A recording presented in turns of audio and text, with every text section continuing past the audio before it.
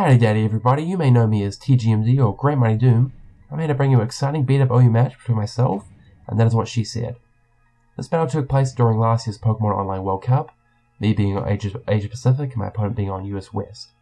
Now looking at the team preview, my opponent has a pretty standard rain team consisting of Politoed, Tornadus, Breloom, Dugtrio, Keldeo, and Jirachi, whereas I'm using one of my favourite beat-up teams, which is pretty much a variant of Smurf's team despite not starting out that way.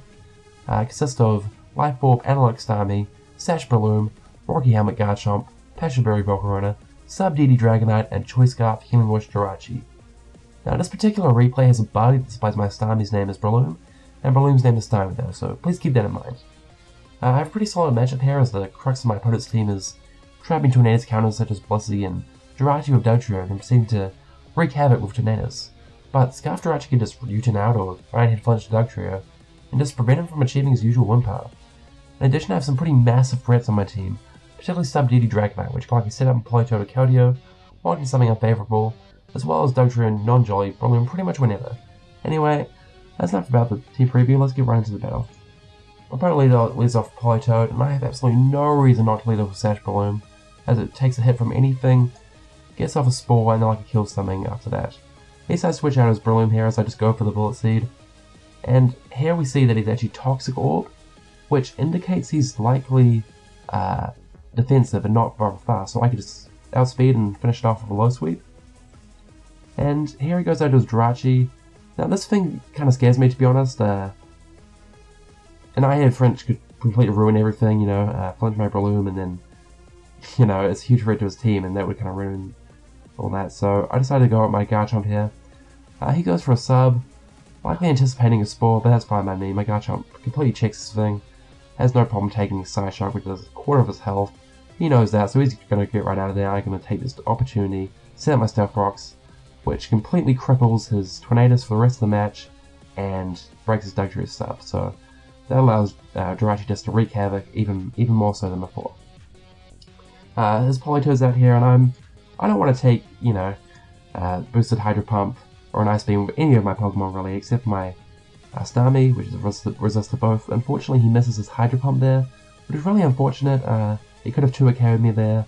I'm not sure how big of an effect that would have had on the match, but yeah, that is rather unfortunate, so I'm sorry about that, man. Anyway, I just go for Psychoke here. Pretty much just going to be a 2-hit KO, even if he does have the Hidden Power Grass, which is a similar damage to similar damage to Hydro Pump, but you know, it's more accurate, so obviously go for it if you have it. Now he makes a rather smart play here. He goes right out to his Dugtrio, basically trapping my Starmie and preventing me from preserving it, which I would have done because I wanted to keep it just in case he gets up Stealth Rock. But here I'm just going to stay in. Well, I have to stay in. I'm just going to spam Rapid Spin if he does try and get up Stealth Rock. But he just goes for the Stone Age for some reason rather than the Earthquake. Not really sure why he did that. But anyway, I could go out to my Dragonite here, but there are wild cards that I need to factor in. That I can't factor in really. He could have Memento, or he gets a bunch of Stone Age crits, something like that. I think it's just safer to go for a different play that I have in mind that you'll see unveiled pretty soon. Now here I could go for this U-turn on the super obvious Keldeo or Jirachi switch in, but there's no way I'm risking him staying on the U-turn and getting up Stealth Rock when I have no spinner left. So I'm just going to go right for the Ice Punch, as he unfortunately overprojects and stays in and loses Dugtrio, which is huge for me. He can't get up Stealth Rocks anymore, which is the thing I was most worried about after all that. Now just as planned, he goes out to his Keldeo rather than his Jirachi here, thinking Jirachi is just walled by Garchomp and Keldeo can get a free kill. However, he just activated my Trap card, and as he doesn't know that my Dragonite is in fact Sub DD, which takes even 2 Specs Hydro Pumps, unlike any other Dragonite. So I know that's likely what he's going for, not wanting to lock himself into an Ice move when I have a Volcarona to set up. So I hard switch into my Dragonite, and yeah, before I do that, yes, assuming he even has it, there is a chance he could go for the Skull Burn instead. But even if he went for it and got lucky, I have Healing Wish Jirachi in the back. It's almost completely done its job, and yeah, it could just come in and hit Healing Wish off to my Dragonite and bring it back up to full. So anyway, he does indeed go right for the Dragon. He doesn't need to go right for the Hydro Pump. I'm in here, easily living that. I can set up a Dragon as, be faster than it, and then just spam Roots until he runs out of Hydro Pump PP. But he knows that, so he smartly goes out to his Jirachi as I just go for a Dragon Dance. And yeah, so basically the scenario here is I'm just going to keep going for Substitute and Roost while he's just sitting there spamming Thunders and Psyshocks, not really breaking my sub. Because my Dragonite is running a very bulky spread of 252 HP, 72 defense, 60 special defense, and 124 speed with a Jolly Nature, which outspeeds Alakazam at +1 and gives you the bulk to prevent subs being broken by Jirachi's Thunders and Iron Heads. So at this point his only chance of winning is basically to somehow break through my sub and hit me with a Thunder while I'm not behind a sub and paralyze me.